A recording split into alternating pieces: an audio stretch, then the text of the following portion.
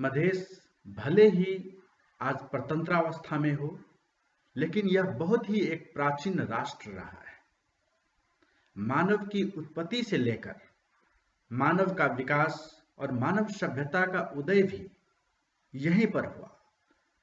आपको मालूम होगा, मधेश के बुटवल में 1,10,00,000 वर्ष पुराने रामापिथेकस यानी कि राम नर वानर का अवशेष मिला है।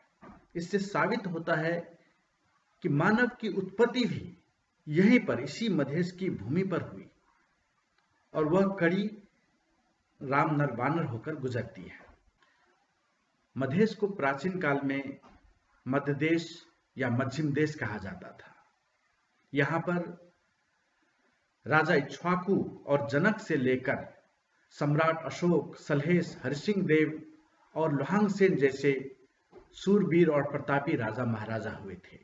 मधेश में विदेह सभ्यता जो जनकपुर को केंद्र बनाकर रहा है, वह बहुत ही प्राचीन सभ्यता रहा है और बहुत ही प्रख्यात सभ्यता रहा है। उसी तरह विराटनगर में जो महाभारत कालीन विराट सभ्यता रही है, वह भी बहुत ही प्राचीन सभ्यता रही है। कपिलवस्तु में 2500 वर्ष पहले कपिलवस्तु गणराज्य हुआ करता था। उसी तरह सिमरौनगढ़ में भी 1000 वर्ष पहले कर्नाट वंश के राजाओं महाराजाओं का शासन था और वहां पर भी बहुत ही सभ्यता, उत्कृष्ट सभ्यता थी, जहां पर राजा हरिसिंह देव भी राज किए थे।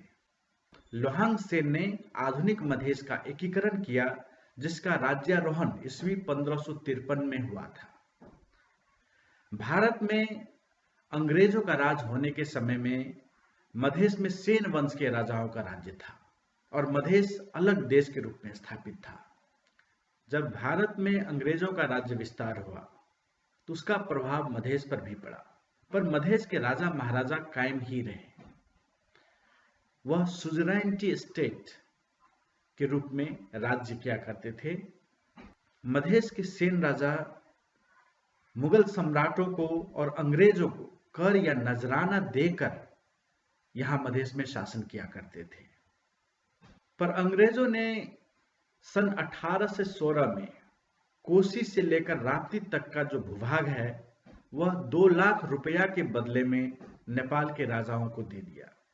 यानी सीधे शब्द में कहेंगे तो 2 लाख रुपया के बदले में पूर्व के जो मधेश है उसको नेपाल के राजा के हाथों बेच दिया और पश्चिम के जो मधेश है वह सन 1860 में अंग्रेजों ने उपहार स्वरूप जो है नेपाल के राजा को दे दिया, क्योंकि नेपाल के राजा ने भारत में सिपाही विद्रोह को दबाने के लिए अंग्रेजों की मदद की थी।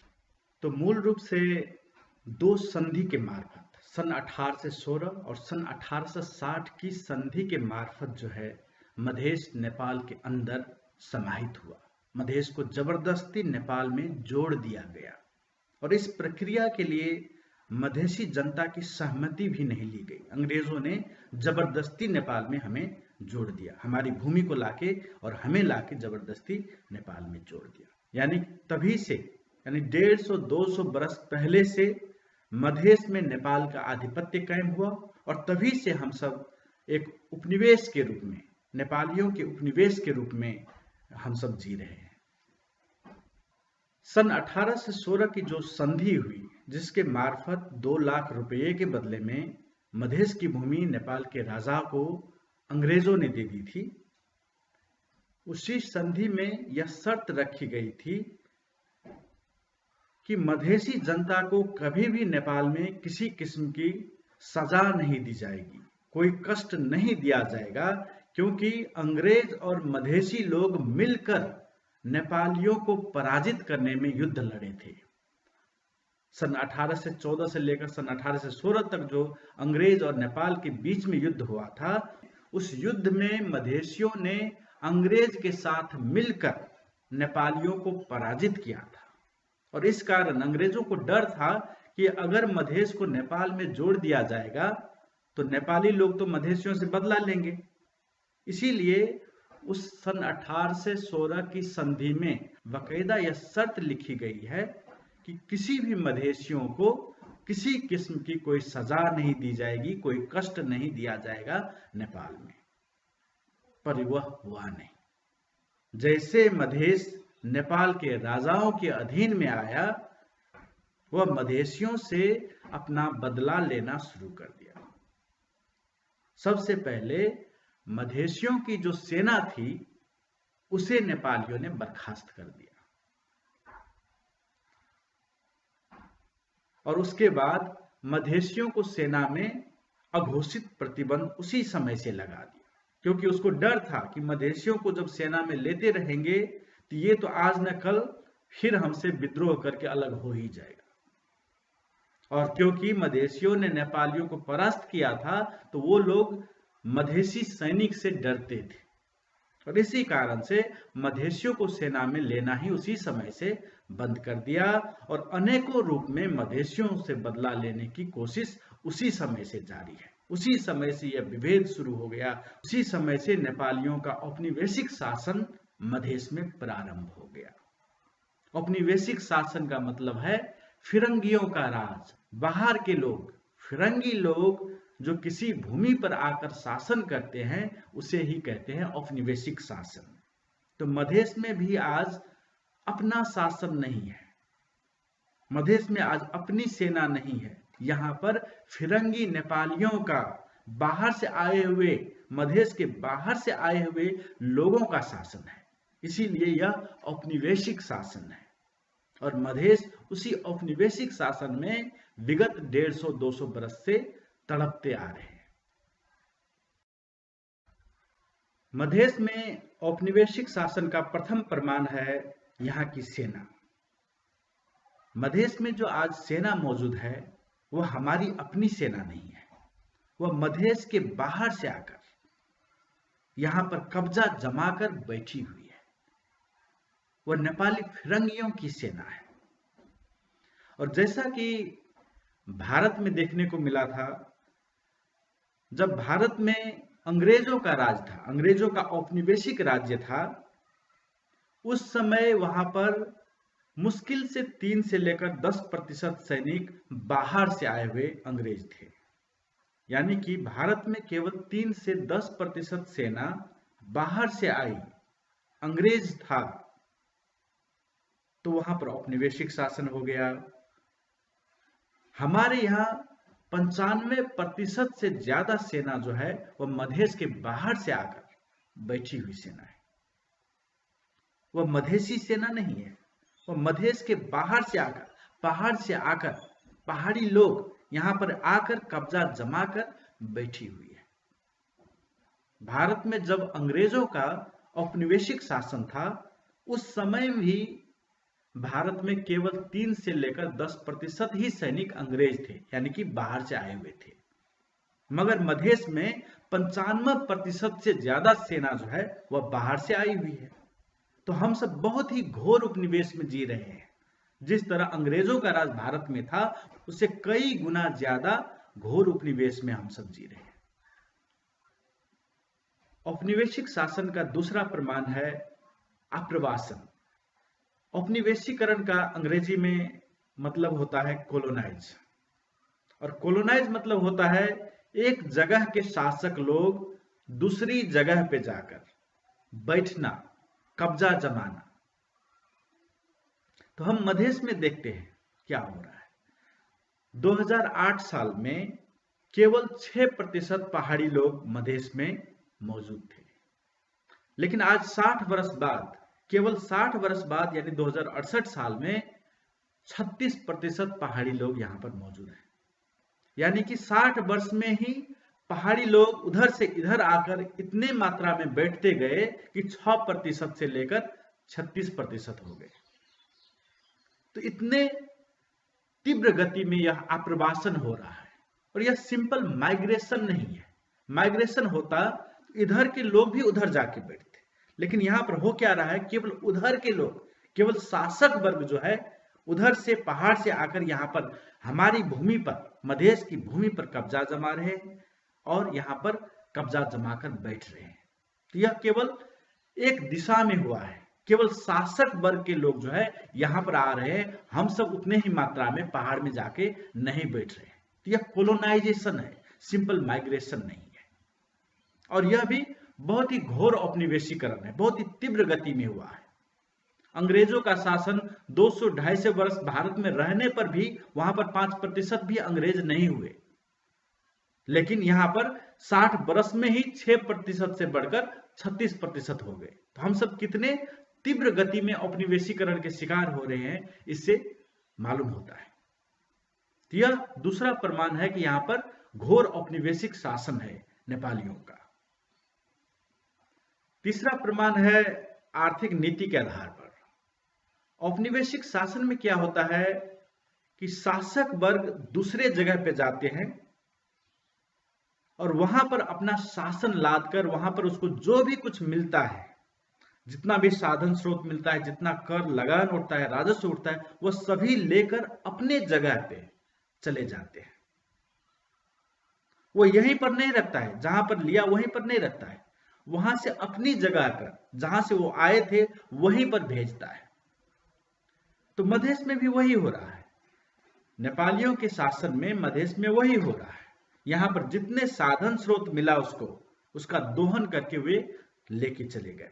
जितना जंगल था यहां पर कटा कटा कर सारे पैसा वसूल करके उसको लेके चले गए। जितना राजस्व यहां से उठता है, जितना कर उठता है, लगान उठता है, सभी यहां से उठाते हैं। बीरगंज नाका पर जितना उठता है राजस्व, जितना जोगबनी नाका पे उठता है, सभी राजस्व उठा लेते हैं और लेके वो चले जाते हैं, काठमांडू चले जाते हैं, नेपाल चले जाते हैं।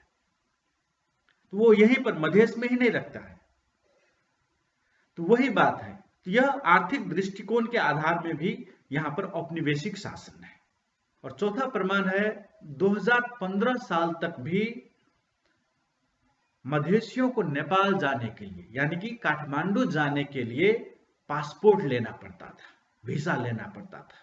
वह वीजा जो है आपको चिसापानी गढ़ी में पहले चेक किया जाता था, उसके बाद ही मधेशियों को काठमांडू में नेपाल में प्रवेश करने दिया जाता था। अगर हम सब अलग देश नहीं होते, हमारा अलग पृथक अस्तित्व नहीं होता, तो एक ही देश में जाने के लिए पासपोर्ट की क्या जरूरत पड़ती है। इसका मतलब है हमारा अस्तित्व जो है नेपाल देश से पृथक था, इसीलिए हमें नेपाल जाने के लिए, काठमांडू जाने के लिए वीजा लेना पड़ता था।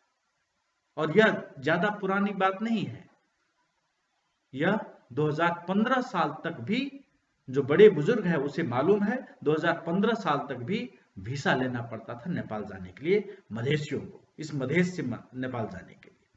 तो यह साफ साबित होता है कि हम सब अलग देश के रूप में 60-65 वर्ष पहले तक भी मौजूद थे। औपनिवेशिक शासन में क्या होता है कि जो शासक वर्ग के लोग जाते हैं दूसरी जगह पर, वहां पर अपनी भाषा, वेशभूषा, संस्कृति लादते हैं। यह औपनिवेशिक शासन की प्रकृति है, प्रवृत्ति है। वो स्थानीय भाषा नहीं सीखते, वो स्थानीय वेशभूषा, स्थानीय रीति रिवाज में नहीं घुलते। वो अपनी जो भाषा है, अपना जो वेशभूषा है, अपनी जो संस्कृति है, वह वहां स्थानीय लोगों पर लादते हैं। और मधेश में इस औपनिवेशिक शासन के कारण जो है स्थिति आज बहुत ही जर्जर बन गई है।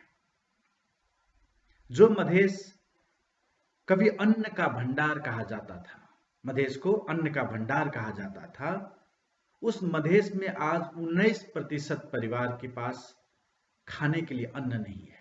वह अति खाद्यान्न अभाव के दौरे से गुजर रहे हैं।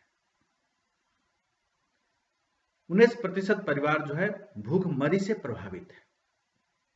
50% बच्चे में खून की कमी हो गई है।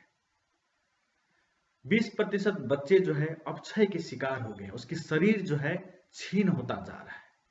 महिला में जो है 42% महिला में खून की कमी हो गई है। यानी हमारा शरीर भी जो है, मधेशियों का शरीर जो है वह भी अब छीन हो रहा है। उसमें खून की कमी हो गई है, उसमें मांस की कमी हो गई है। हम सब दुबले पतले हो गए, खाने को नहीं मिल रहा है मधेशियों को। वह स्थिति हो गई मधेशी की। मधेशी जो है आज भूखमरी से पीड़ित है। कुपोषण से पीड़ित है, खाने को नहीं मिल रहा है, जबकि सारा अनाज उत्पादन हम सब करते हैं। तो यहां पर जब हमारी शरीर ही छीन हो रहा है, जब भौतिक देह का अस्तित्व ही खतरा में है, तो यहां पर दूसरे विकास और विभेद की बात क्या करेंगे। हमारा भौतिक शरीर ही, मधेशियों का भौतिक शरीर ही अभी खतरा में पड़ गया है। वह जिएगा कि नहीं जिएगा, कितने बरस जिएगा, यह कहना अब मुश्किल हो गया है। मधेशियों का अस्तित्व कितने बरस और बाकी रहेगा, यह कहना ही अब मुश्किल हो गया। उसका अस्तित्व ही खतरा में नजर आ रहा है। यहां की जो कृषि व्यवस्था थी वह पूरी तरह नष्ट हो गई है। सरकार जानबूझकर मधेश की जो कृषि व्यवस्था थी उसको नष्ट कर डाले, ताकि मधेसी लोग आत्मनिर्भर न रहे, क्योंकि आत्मनिर्भर लोगों को गुलाम नहीं बनाया जा सकता है। गुलाम बनाने के लिए उसे परनिर्भर बनाना पड़ता है। और मधेसी लोग अभी तक अपने खेत में दाना पानी उपजाकर खाते आए थे और इसीलिए आत्मनिर्भर थे। और आत्मनिर्भर लोगों को गुलाम बनाना, शोषण करना मुश्किल होता है। इसीलिए नेपाल सरकार ने मधेश की जो कृषि व्यवस्था थी उसको ध्वस्त कर डाली। यही 40 वर्ष पहले की बात है। नेपाल में कृषि क्षेत्र का योगदान 70% से ऊपर रहता था, इसीलिए इसको कृषि प्रधान देश भी कहा गया था। लेकिन आज वह प्रतिशत घट के 35% पे आ गया है। यानी कि मुश्किल से अब 35% जो है योगदान कृषि दे पाती है। और इसके लिए जिम्मेवार नेपाल की सरकार है। नेपाल की सरकार ने जानबूझकर यह किया है। यह मधेश जो है, इसमें इतना अनाज उपजता था कि मधेश धान निर्यात करता था, दूसरे देशों में भेजता था। मधेश में जो धान उत्पादन होते थे वह दूसरे देश में जाता था, मलेशिया वगैरह के देश में यहाँ के धान जो जाते थे।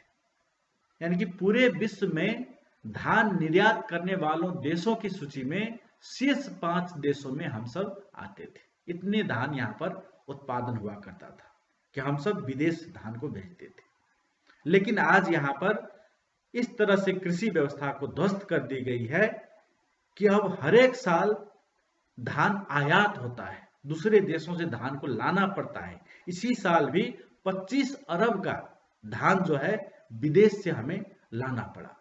और इसके लिए जिम्मेवार नेपाल की सरकार है। नेपाल की सरकार जो है मधेश की कृषि व्यवस्था को ध्वस्त करके यहाँ पर आत्मनिर्भरता को खत्म करती है।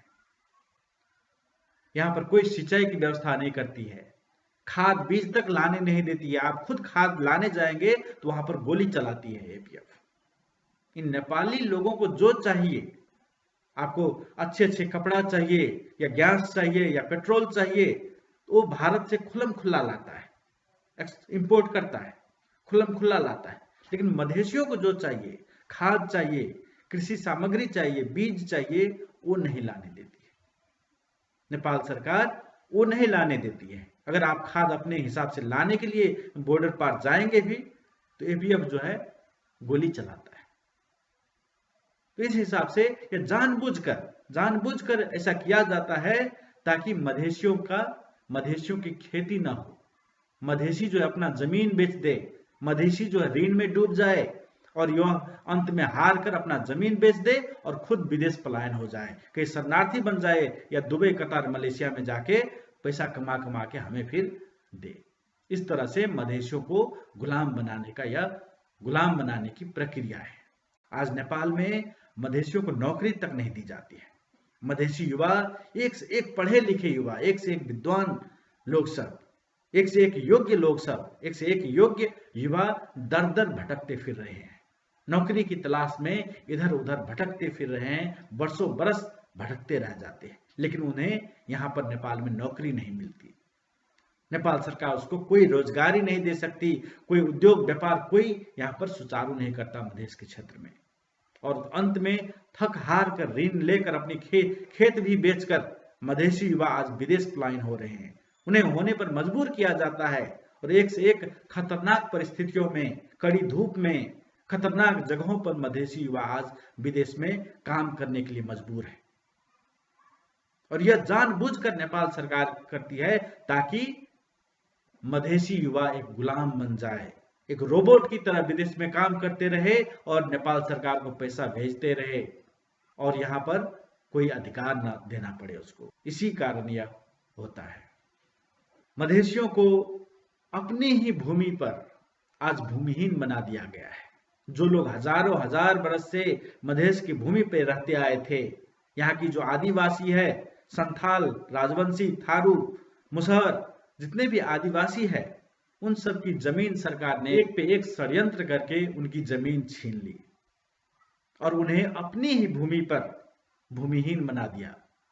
उन्हें यह सरकार नागरिकता नहीं देती है और नागरिकता विहीन, राज्य विहीन बनाकर शरणार्थी बनने पर मजबूर कर दी है यह नेपाली सरकार। और यह सरकार मधेसियों पर अनेक किस्म के दमन करके शरणार्थी बनाने पे लगी हुई है और अंत में मधेसियों का अस्तित्व ही खत्म करने के लिए लगी हुई है।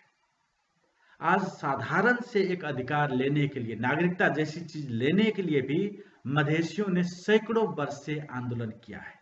हमारे परदादा ने भी वही नागरिकता के लिए आंदोलन किया, दादाजी ने भी नागरिकता के लिए आंदोलन किया, पिताजी ने भी नागरिकता के लिए आंदोलन किया। हम सब भी अभी भी नागरिकता के लिए ही आंदोलन कर रहे हैं।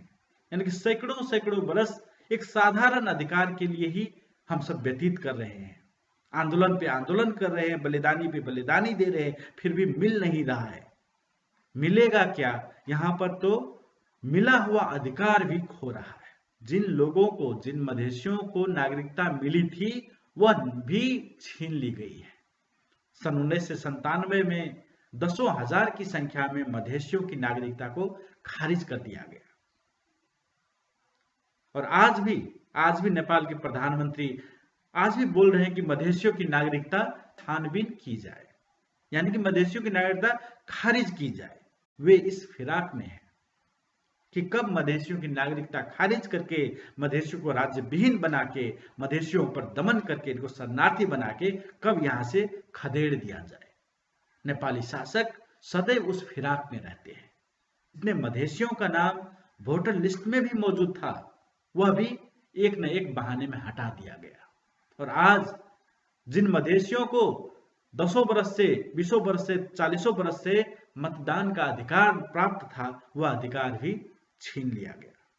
जो वृद्ध लोग 40-50 वर्ष से वोट डालते आ रहे थे उनका भी वह अधिकार आज छीन लिया गया। इस तरह से यहाँ पर अधिकार मिलने की बात नहीं हो रही है, उल्टा हमारे पास जो अधिकार प्राप्त था, हमारे पास जो अधिकार मौजूद था वह अधिकार भी छीना जा रहा है। और यहाँ तो नागरिकता तक, दी हुई नागरिकता तक छीन ली गई है, तो दूसरे अधिकारों की क्या बात करेंगे। और जितने समय तक हम सब इंतजार करते रहे, जितने समय तक हम सब अधिकार पाने की आस में बैठे रहे, उतने समय में हमने बहुत कुछ खोया है। 65 बरस पहले ही मधेश में केवल 6% पहाड़ी लोग थे और अधिकांश मधेश की जो जमीन थी वह मधेसियों के हाथों में थी। लेकिन आज मधेश में 36% से ज्यादा पहाड़ी लोग हो गए हैं और मधेश की अधिकांश जमीन जो है अब पहाड़ियों के कब्जा में है, हमारी अपनी कब्जा में नहीं। मधेसी तो है लेकिन भूमिहीन है, अपने ही भूमि पर भूमिहीन हो गए, उनके पास अब ज्यादा नियंत्रण नहीं रह गया है। और अधिकार नहीं मिलने का सबसे प्रमुख कारण है कि अभी तक हमने समस्या की जड़ तक पहुंचने की कोशिश ही नहीं की। हम सब केवल डाल पात पर उलझे रहे, समस्या की जड़ तक हम सब कभी गए नहीं और यही कारण है कि मधेसियों को अभी तक अधिकार नहीं मिला। मान लीजिए आपके खेत में जंगली बबूल का बड़ा सा पेड़ उगाया है और पेड़ बबूल का है तो उसमें कांटे ही निकलेंगे, जब निकलेंगे कांटे ही निकलेंगे।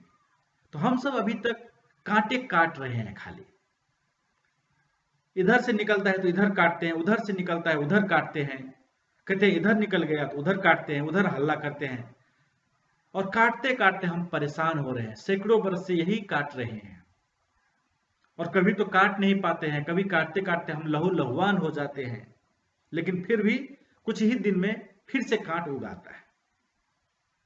तो यही मधेशियों के साथ हुआ है।